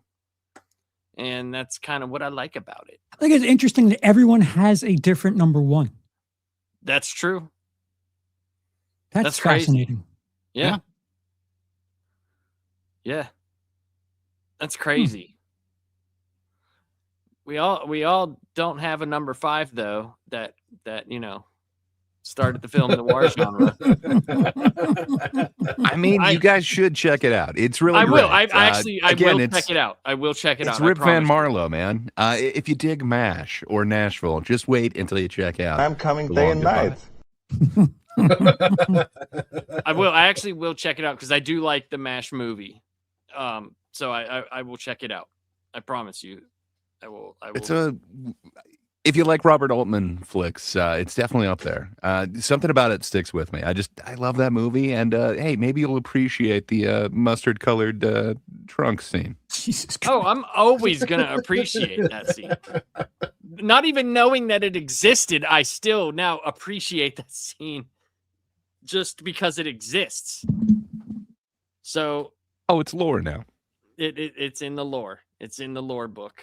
So, guys, what all do you have coming up this week? Charles, what do you got coming up this and next week? I don't know. I've been streaming gaming a lot.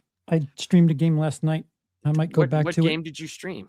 It's called Arc Raiders, and it's. I got a good story for you when we go off the air. It's meth. It's essentially meth because I can't put the shit down. I get in there thinking, all right, let me play for half an hour, and 3 hours later, I'm like, all right, one more round, just one more round, and then I'll be done. I need to get 2 rolls of tape.